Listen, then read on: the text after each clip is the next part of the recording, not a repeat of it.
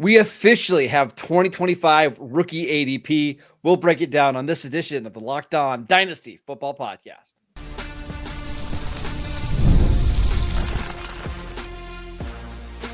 You are Locked On Dynasty Football, part of the Locked On Podcast Network. Your team every day. Here are your hosts, Marcus Mosher and Kate Madjuk.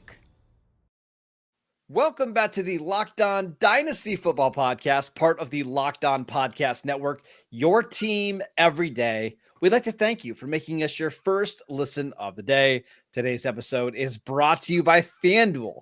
Right now, new FanDuel customers can get $150 in bonus bets if your first $5 bet wins. Welcome back. I am your host, Marcus Mosher. You can follow me on Twitter at Marcus_Mosher. Joining me today, as always, is Kate Madjuk. You can follow her on Twitter at Kate Madjuk. It is the NFL Combine this week, so Kate and I have been getting ready for our 40s, training for all the on-field drills. Not really. But instead of looking at the Combine, which we'll get to later in the week, Kate, we actually got some rookie ADP courtesy of Dynasty League Football over the weekend, and I want to dive into it. First and foremost, at number one is Ashton Gentib. Not a surprise, but in Superflex leagues, still the number one overall pick. Do you have any problem with a running back being drafted ahead of like Cam Ward, Shedeur Sanders in Superflex rookie drafts? Here's the thing. In most years, probably. In most years, yes. I think that's 100% a fair point to make. It's pretty rare that in a Superflex, dynasty rookie draft, you're going to see a non-quarterback go first. We just know how scarce the position can be. And we know how important having two locked-in quarterbacks is for the Superflex format. Because, obviously Superflex, that means you can play a running back. You can play a wide receiver. You can play a tight end in that spot if you need to. But the greatest positional edge is going to be toward the quarterback position. Now, again, I said in most years, you would be targeting the quarterback position. But I think generally speaking, when we're looking at this quarterback class, there are a lot of questions, even for the teams at the top of the NFL draft who have big time questions at the quarterback position.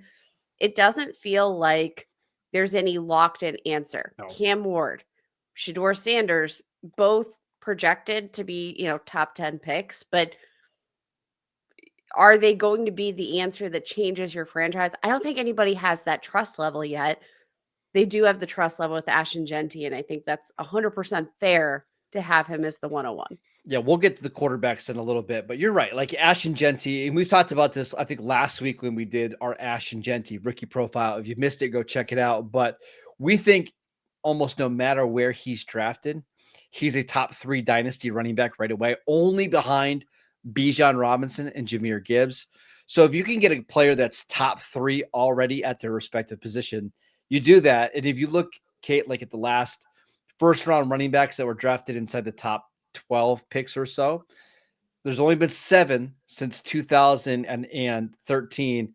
And every single one of those running backs has been a overall a legit RB1, whether that's Bijan, Gibbs, Ezekiel Elliott, Todd Gurley. It just doesn't, Christian McCaffrey, Leonard Fournette. It doesn't happen very often, but we think that Gentib is going to be a top 10, top 12 pick in the NFL draft. He's going to have the draft capital. He's a really good player. To me, this isn't even close. Like your draft starts at 2, right? Yep. And then that's where it gets interesting. It is where it gets interesting. And I think maybe a good starting off point, let's pretend that we have these two quarterbacks. We're going to start with Cam Ward and Shedeur Sanders just because of the fact that these are two players that are projected to be the highest on draft boards. I think they're the only two guys that most people would say are probably a lock for round 1. Like, yes, maybe another quarterback sneaks in there, but I don't think it's anybody. I don't think it's because people necessarily think first round talent. I think with the quarterback position, especially with the price tag that they hold in terms of salary cap generation, like if you can get that 5th-year option, that can be a really nice perk of drafting a quarterback in the first round, even if you maybe have like a fringe round 1 grade, right? Yeah. But let's focus on Cam Ward. Let's focus on Shedeur Sanders. We just came off a pretty rich quarterback class in 2024. Where would Cam Ward and Shedeur Sanders fall in your rankings if we were adding in the 2024 class? So I actually like these quarterbacks a little bit more than maybe the consensus does. But to me, you have the first three, Caleb Williams, Jaden Daniels, Drake May. And then there's a massive gap. Like there wasn't that class. I think there was a massive gap for those guys. And then in last year's class, you had Michael Penix, JJ McCarthy, Bo Nix. I would have Cam Ward above all of those guys, and I think I would have Shedeur Sanders like in the Michael Penix tier. I would have Bo Nix and McCarthy ahead of both those guys. But you're looking at still quarterbacks that I think can be very fantasy relevant. We saw Bo Nix have a great rookie season. We saw flashes from Michael Penix, but you're looking at like a couple tiers down from what we saw with the first three picks. Let's go ahead and get into this right now. Okay, right now on Dynasty League Football, Cam Ward is going as the second overall player in Superflex drafts. Shedeur is going at 4 QB2. I personally think that's a little high. And even in a year where there's not a lot of quarterback depth, if you absolutely need one, I get it.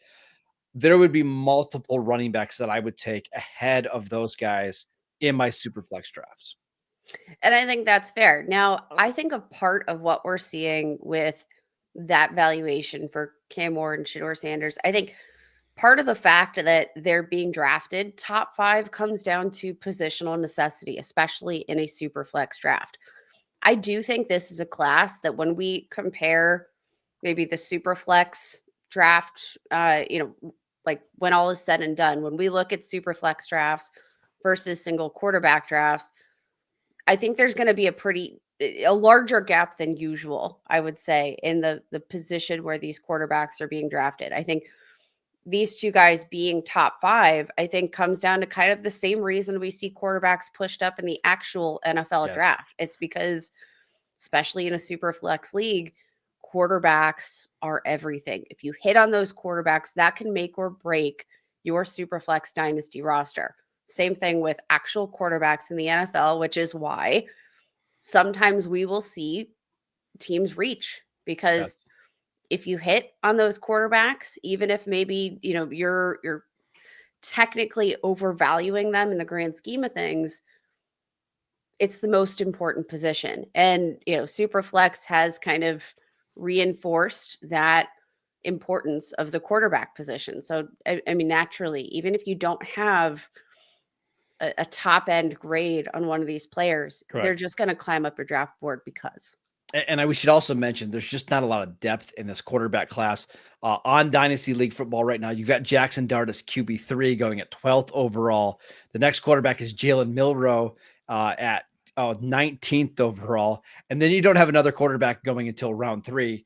We saw Milroe at the Senior Bowl. That was rough. Jackson Dart, I didn't think had a great Senior Bowl week. So maybe the thought process from drafters here a little bit is, hey, we don't love Cam Ward and Shedeur Sanders, but I would rather take a running back or a receiver in round 2 or 3 rather than taking one of those quarterbacks. And if that's the philosophy, I get it, because I do think Ward and Shedeur are the only 2 players here that are locked to be starters like over the next couple of years.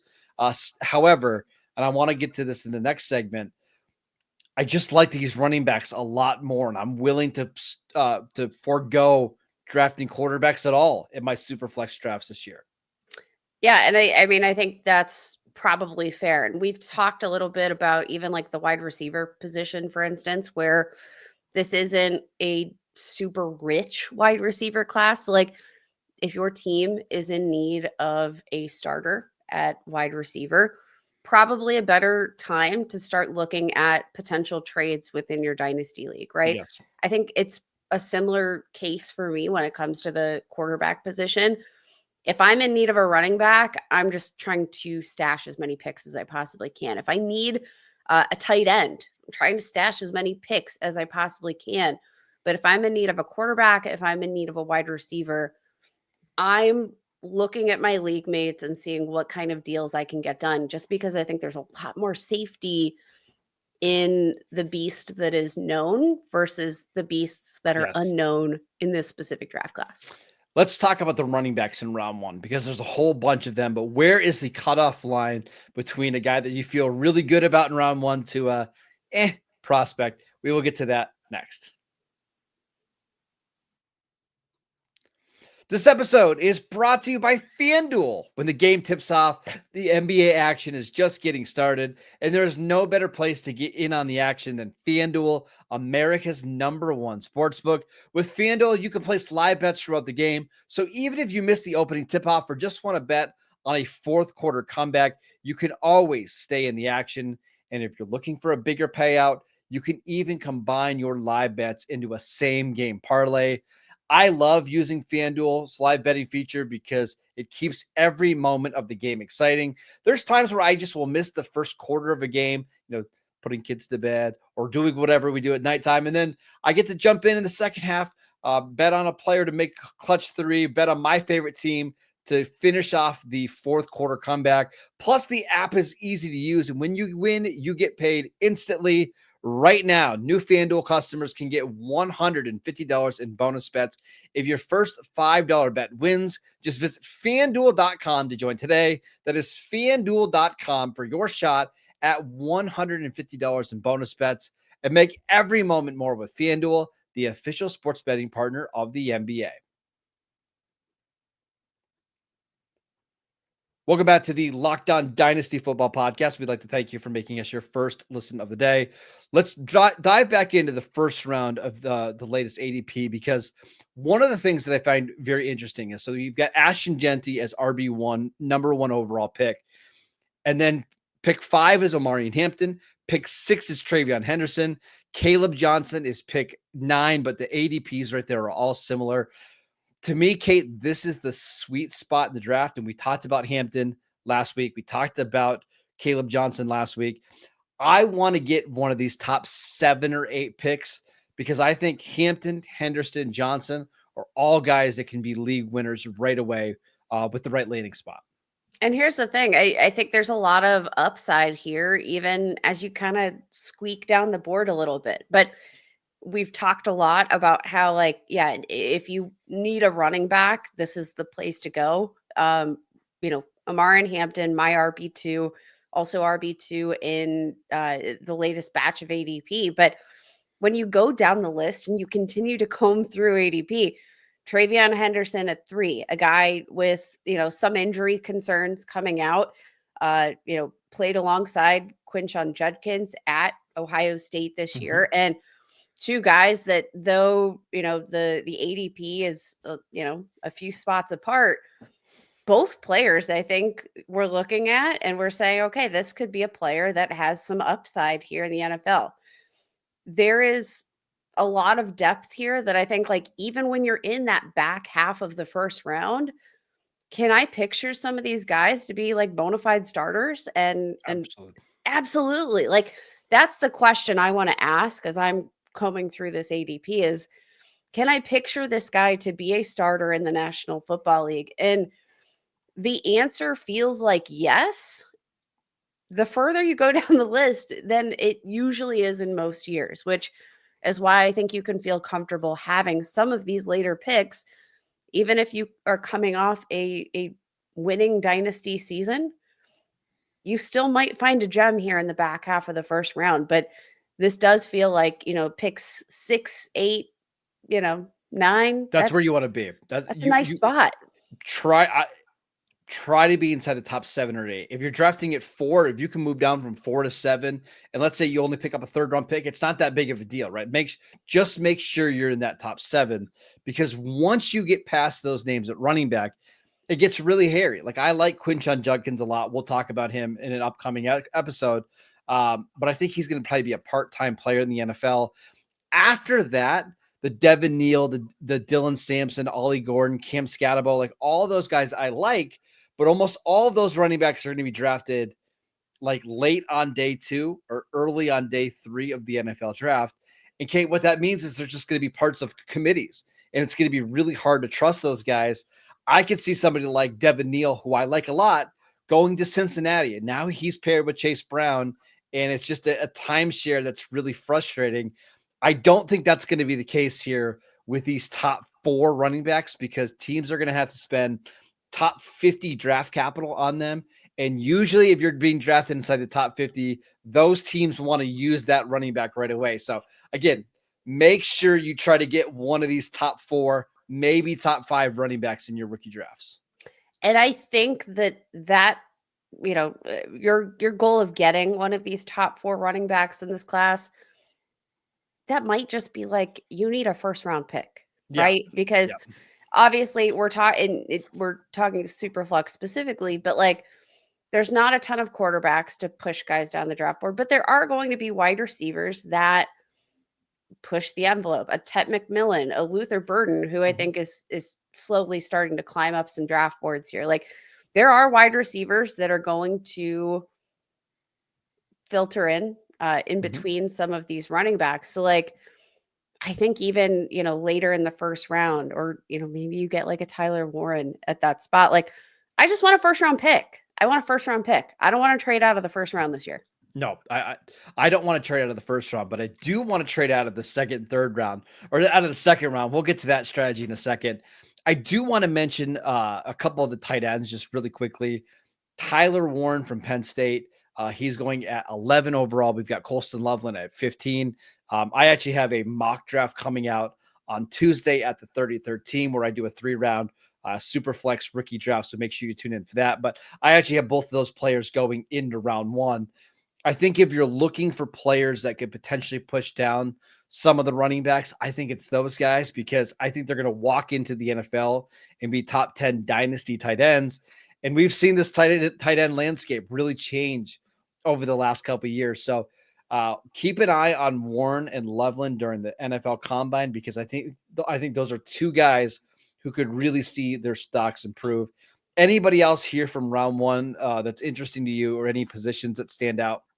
No, I definitely think the big takeaway here is tight end. And again, this is one of those classes that I have a feeling that, we've had some, I would say, misses, in terms of like dynasty value, first round tight ends, etc. But I do think, especially coming off of the Brock Bowers breakout, people are going to be looking for that next guy. We've had 2 seasons in a row now. First with Sam Laporta, then with Brock Bowers.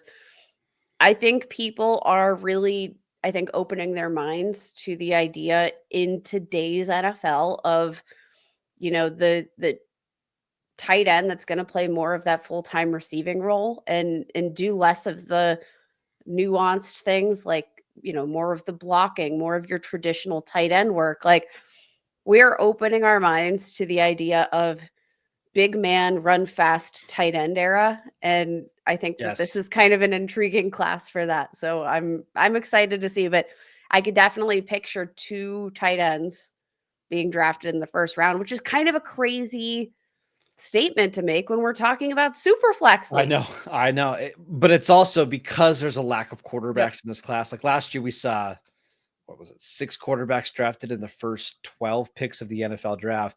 Now, not all those quarterbacks went in the first round of your Superflex drafts, but you get the point.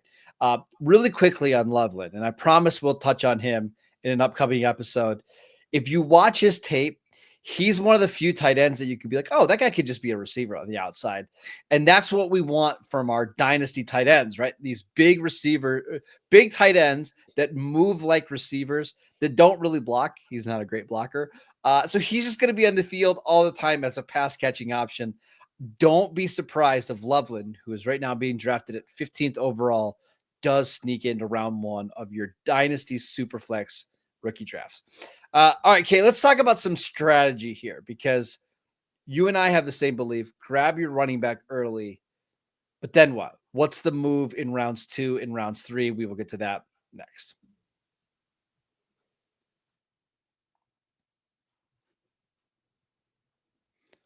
Welcome back to the Locked On Dynasty Football Podcast. We'd like to thank you for making us your first listen of the day. For your second listen, check out the Locked On NFL Draft Show with Damian Parson and Keith Sanchez. Now that the season is over, get the latest draft rankings, rumors, and news every day. Find Locked On NFL Draft on YouTube or wherever you listen to your podcasts. All right, Kate. So what's your strategy here? Just we still have a couple months before we're actually making our rookie picks, but in general, what's your thought process here? Here's the thing. I think outside of the top couple of wide receivers, there aren't a ton of guys where I'm looking and I'm saying, all right, like this guy feels like, a safe floor. It's not, but there are some, like, I think really intriguing players here that are maybe more fringe, where I'm like, my curiosity is piqued, right? I'm looking at a guy like Isaiah Bond. He's got this smaller frame. He's young, but like shows these flashes where I'm like, that could be some intriguing upside. A Jack Besh. Like there are some names in this class that I think they could be something. I don't have expectations, but if I'm, trying to find my gem in the rough, I think, attacking the wide receiver position as you get into rounds 2 and 3 with just like a few picks, like accumulating some picks. If you are truly in the middle of a rebuild, I think you're going to need to approach this class with more of a, I'm going to take a few shots. I'm going to take the shots that I can, because I don't think there's a ton of locks that we're going to be able to hang our hat on at that position. So like if your league is not one for trading, I do think you're going to need to accumulate, maybe trade back a little bit and accumulate some additional draft capital just to take some extra shots in this mix. I agree wholeheartedly. Preferably, I'd like to draft like probably running backs in the first and second round and just double up because this is a really good running back class. And again, I acknowledge that the running back you grab in round 2 will probably be in a timeshare. I just like the talent of the running backs going in that range more than I like the receivers. But I will say this: I was working on my rookie rankings today, Kate, and I was looking at the wide receiver that's being drafted at like wide receiver 6, wide receiver 7, which is Trey Harris in this case. And my wide receiver 7, I'm not going to tell you who it is, but my wide receiver 7 is currently being drafted at 56 overall in rookie Superflex drafts. The point is, I don't see any talent gap between the receiver you're getting at wide receiver 6 and the receiver that you're going to get at wide receiver 20. So if you can, try to trade back and accumulate as many picks as possible, get as many throws at the dartboard as possible. Now, I will say, I do think the combine this week is going to help separate some of these receivers because maybe a Jaden Higgins runs a 4.61 and now we're kind of out. Whereas a Savion Williams runs a 4.35. Again, I'm just making up these times. I do think the combine will help give us some better tier rankings here. But in general, I don't think the talent gap between wide receiver 6, wide receiver 7, and wide receiver 20 is all that big.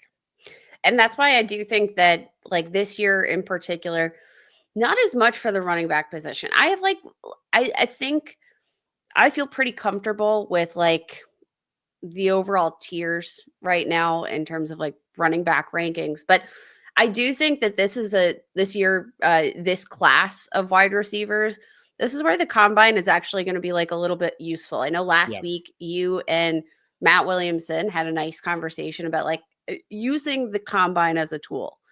And the takeaway, like, generally speaking, it's going to be don't overvalue the NFL combine. But this can be a situation where it becomes very useful as a tiebreaker, right? Like we're breaking ties, right? Yep. You do not use the NFL combine. Like if a fast guy runs fast, don't double tick that mark. Don't give him twice the amount of kudos for that. You already knew he was fast. He ran fast. Good job. But like, these are, the circumstances where you can use that information of the 40 time of, maybe those drills, like change direction drills specifically. Like that's where I think some of this information can be particularly useful in sort of differentiating some of these guys that maybe the on-field production is pretty similar. Maybe the breakout age, similar, like these, general things that we use. If it feels like there's a big clump of them kind of all together, which it feels like it is, this is going to be something we can use to differentiate and break some of those ties to actually get some solid differentiation between these players. Last thing before we head out. I think Travis Hunter is one of the most interesting players in rookie drafts right now. He's being drafted as wide receiver 4, 13th overall. My guess is that he's going to go late round 1 of your Superflex drafts, just because somebody's going to want to have Travis Hunter on their team. But like, if you're doing rookie drafts right now, I have no idea how to value him, because there's a very good chance that he's just playing like 3 snaps on offense a game.